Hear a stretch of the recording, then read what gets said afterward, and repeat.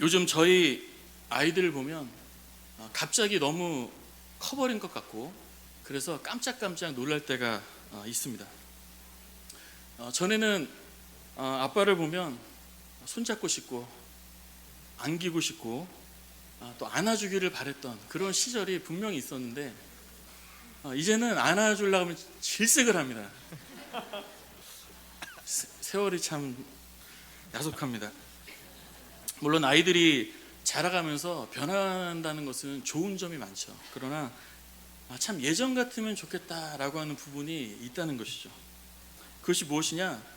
부모님을 의지하고 부모님을 바라보는 그 부모를 향한 시선만큼은 계속 어린 아이였을 때와 같으면 좋겠다라는 것입니다.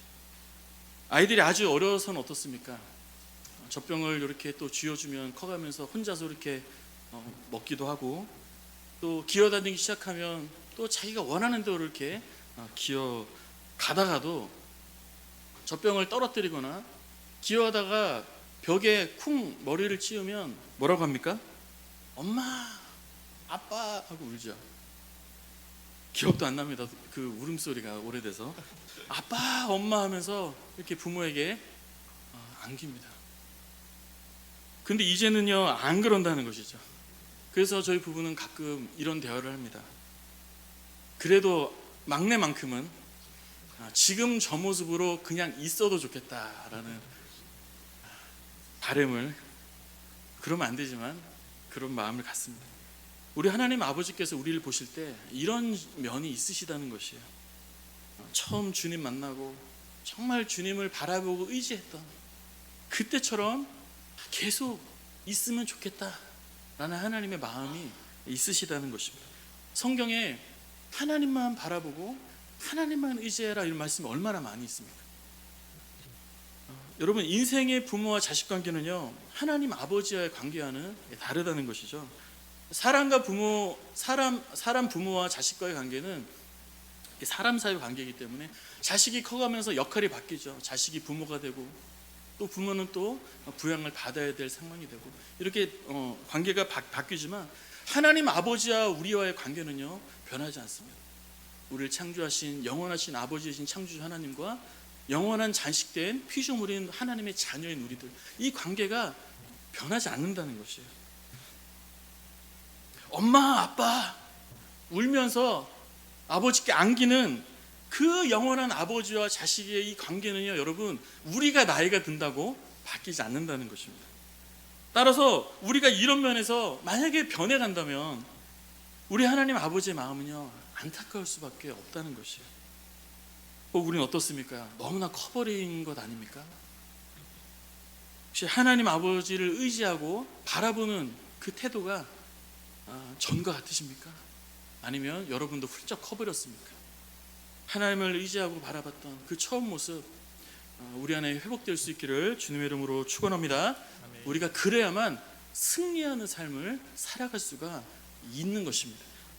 오늘 본문을 중심으로 한 가지 주제를 가지고 말씀을 살펴볼 때 한번 따라하겠습니다. 살다가 아프면 하나님 아버지를 찾아야 합니다. 여러분, 언제 주님을 처음 믿고 인격적으로 만나셨습니까? 저는 고1 때 주님을 만났습니다. 처음으로 예수님이 믿어졌고 인격적으로 주님을 알게 되었습니다.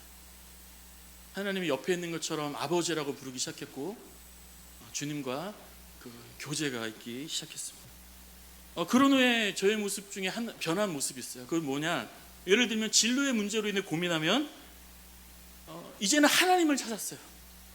아버지, 내가 어떻게 해야 됩니까? 하나님 앞에 물었어요. 누군가에게 마음의 상처를 입으면 이젠 예배당을 찾아갔습니다. 그리고 엎드렸어요. 주님, 힘듭니다. 하나님 앞에 이렇게 말하기 시작했습니다. 그때마다 저는 주님을 경험하게 되었습니다. 주님을 만나는 사람은요, 얼음이 찾아와서 말문이 턱하고 막힐 때 하나님 앞에 엎드리게 됩니다. 그리고 수천 마디 말도 우리가 주님 앞에 기도하지만 특별히 이런 말을 하기 시작해요. 아버지, 주님, 이렇게 하나님을 우리가 부르기 시작합니다. 마치 아이처럼요. 아이가 벽에 부딪히면 그저 다른 말 하지 않습니다. 그냥 아빠라고는 안 했던 것 같아요. 엄마 하면서 그렇게 자지러지죠. 그러면 부모는 그 아이의 그 부모를 갈망하는 그 모습을 듣고 아이를 찾아와서 그의 모든 문제를 사실 부모는 압니다. 그리고 해결해 주죠. 따라서 우리가 회복해야 되는 것, 그것은 바로 살다가 힘들어서 벽에 부딪혔을 때 아버지, 그 존재 자체를 찾는 그 태도를 우리가 회복해 가야 하겠다는 것입니다. 오늘 본문에 제목이 달려 있습니다. 다윗이 유다 광야에 있을 때 지은 시다라고 표제가 달려져 있습니다. 다윗은 전성기 때 모든 것을 잃고 압살롬에게 쫓겨서 광야로 도망가는 신세가 되었습니다. 하나님은 다윗의 그 상황 속에서 이 본문의 성경을 기록하도록 하셨습니다. 그는 모든 것을 잃어버렸습니다. 나라도 신하도 모든 재물도 아내들까지도 다 잃어버렸어요.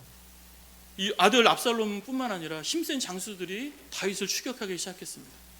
다윗은 자신의 생명을 장담할 수 없는 아주 급박한 상황에 이르렀어요. 게다가 겨우 도망친 그 광야 속에서도 기댈 것이라고는 아무것도 없었습니다. 이때 다윗은 무엇을 했을까요? 이때 다윗은요, 하나님을 찾았습니다.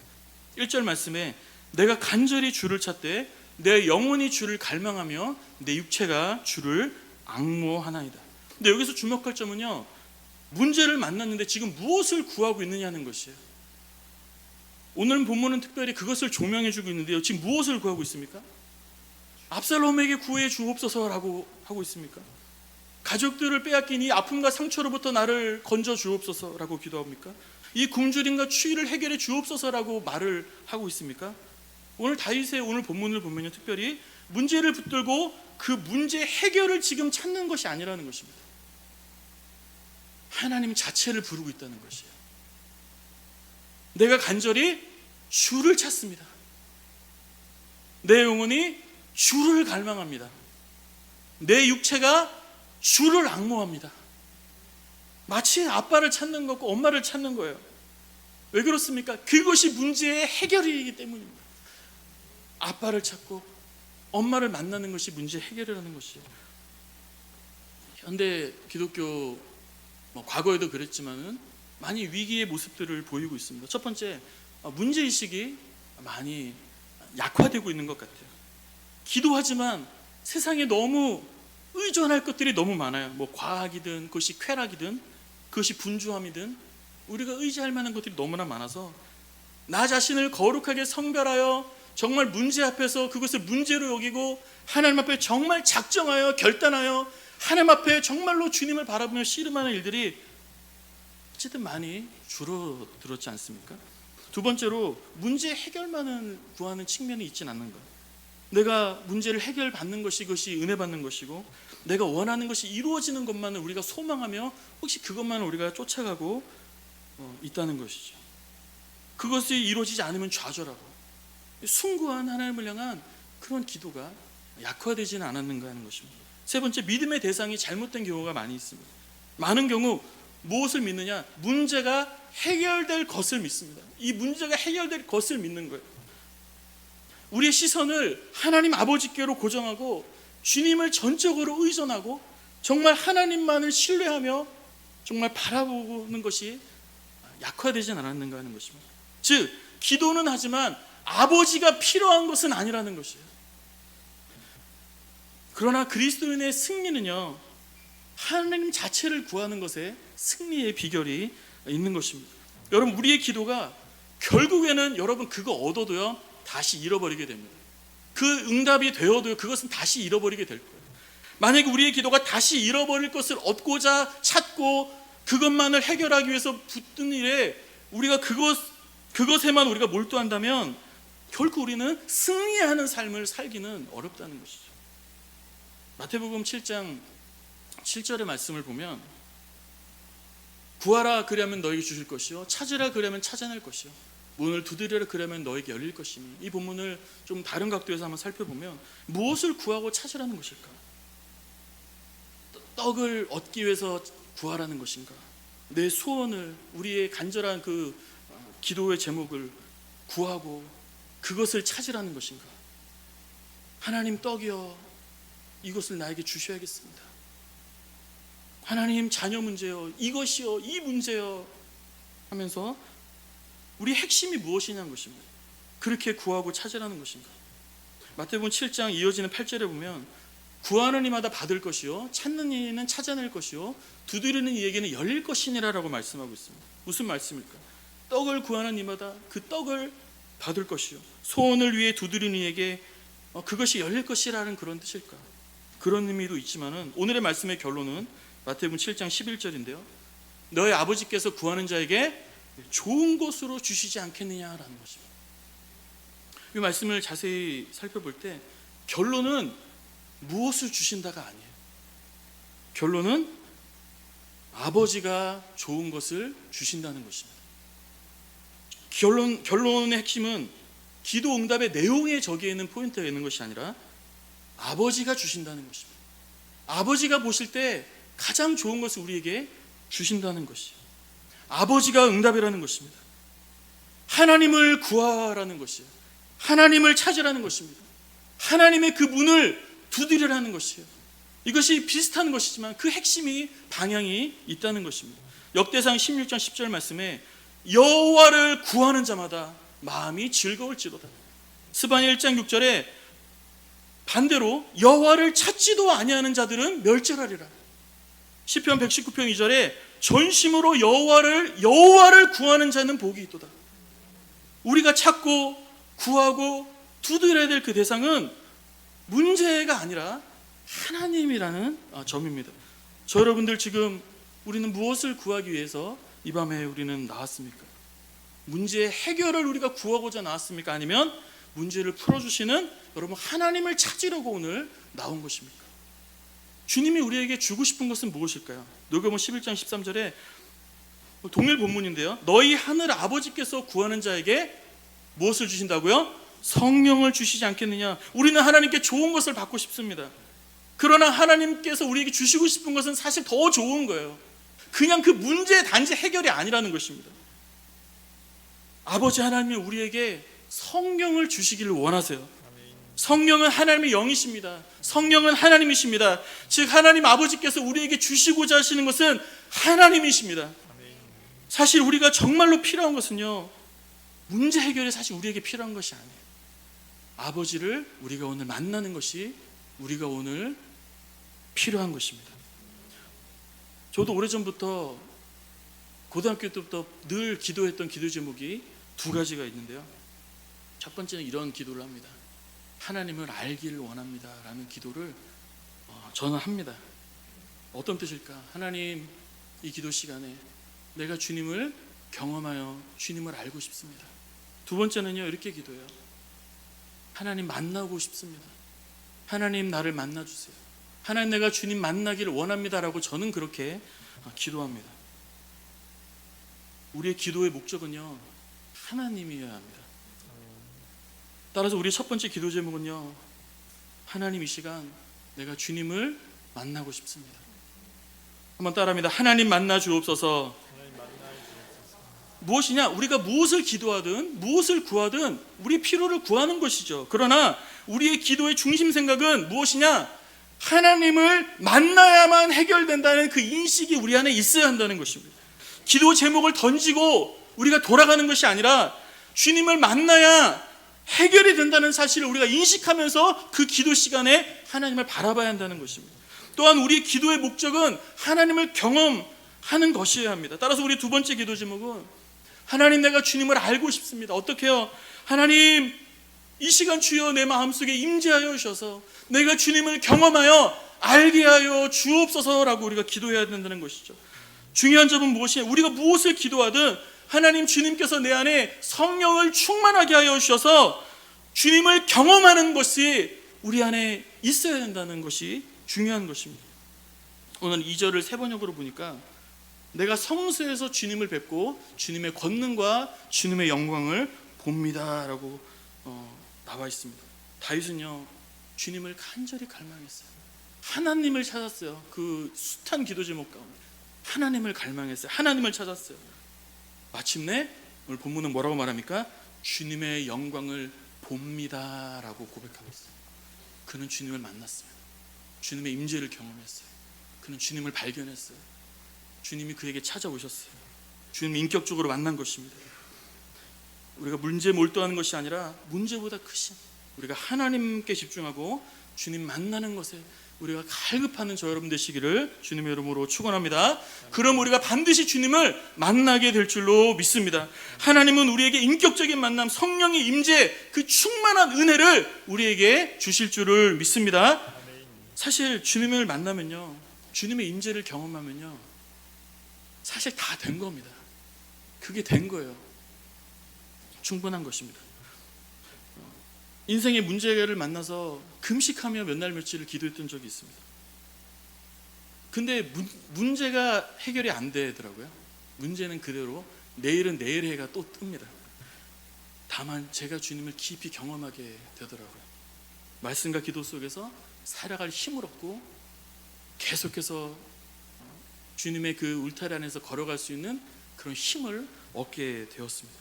그래서 우리가 기도의 자리에서 주님을 만나면 여러분 어떤 경험이 있으십니까? 기쁘게 되는 것입니다. 주님 만나면 평안함이 생기는 것입니다. 확신이 생기는 것입니다. 기도의 제목이 바뀌는 거예요. 원망이 변해서 감사가 생기는 것입니다. 갑자기 찬송이 나오는 거예요. 하나님이 임재하신 거예요. 주님을 만난 거예요. 눈물이 나는 것입니다. 감격이 나는 것이에요. 우리의 고백이 하나님 앞에 드려지게 되는 것입니다. 주님을 만나면 상황은 그대로라도 여러분 확신 가운데 돌아가면 되는 것입니다. 여러분, 시선이라는 찬양의 가사를 보면 이런 가사로 시작합니다. 내게로부터 눈을 들어 주를 보기 시작할 때 주의 일을 보겠네. 무슨 뜻일까? 오늘 본문을 의미로 조금 이렇게 해석하면, 기도의 자리에서 우리가 주님을 보기 시작할 때, 주님과 시선이 마주치고 우리가 기도의 자리에서 주님을 만날 때 주님의 일을 볼 것이다 라는 것입니다. 모든 시선을 드리고 살아계신 하나님을 느낄 때 내 삶은 주의 역사가 되고 하나님이 일하기 시작한다. 우리의 모든 시선을 문제가 아니라 하나님께로 올려드리고 주를 찾음으로 주님의 임재를, 성령의 은혜를 느끼고 우리가 주님을 경험할 때 하나님의 역사가 시작된다라는 것입니다. 주님을 만나면 끝난 것입니다. 주님을 경험하면 거기서부터는 주님이 하시는 것입니다. 기쁨과 확신으로 돌아가면 되는 것입니다. 오늘 다윗은 자신의 모든 것을 잃어버린 것 같은 그런 위기 속에서 하나님을 찾았습니다. 그리고 하나님을 만났습니다. 그러자 그는 이렇게 고백합니다. 3절 말씀인데요, 주의 인자하심이 생명보다 나음으로 내 입술이 주를 찬양할 것이야. 우리 같이 한번 읽어볼까요? 시작. 주의 인자하심이 생명보다 나음으로 내 입술이 주를 찬양할 것이라. 주님, 생명보다, 즉 문제보다 주님의 사랑이 더 낫습니다 라고 고백하는 거예요.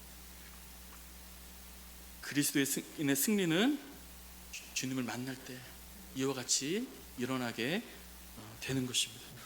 존경하던 나이 많은 목사님이 즐겨 부르시던 찬송을 저는 이상하게 귓가에 늘 맴돌고 잊지를 못합니다. 찬송가 제목은 사랑의 하나님인데요. 아시나요? 아시면 우리 같이 한번 따라서 불러주시면 좋겠는데요. 사랑의 하나님 귀하신 이름은 내 나이 비록 어려도 잘 알 수 있어요. 나이 많은 목사님이 이 찬양을 즐겨 특성을 부르셨어요. 사랑의 하나님 아버지, 그 귀하신 이름은 나이가 많으신데 내 나이 비록 어려도 잘 알 수 있어요. 여러분, 우리는요 하나님 앞에서 늘 어린 아이입니다. 여러분, 어린 아이로 남으시기를 주님의 이름으로 축복합니다. 우리가 오늘 기도할 때 어린 아이와 같이 기도하기를 원합니다. 아버지, 오늘 나 만나주세요. 아버지, 오늘 내가 주님 알기를 원합니다. 주님, 나를 찾아와 주세요. 주님, 내가 오늘 주님 경험하고 하고 싶어요. 주님, 나를 찾아와 주세요. 주님, 내가 오늘 주님 만나기 원합니다. 이것을 간절히 사모하고 구하시기를 주님의 이름으로 축원합니다. 우리 시선이 주님만을 전적으로 의지하고 바라보면 주님 반드시 만나 주실 것입니다. 주님이 우리 안에 계신 그 성령으로 성령을 충만하게 하실 것입니다. 오늘 그렇게 기도하는 밤 되시기를 주님의 이름으로 축원합니다.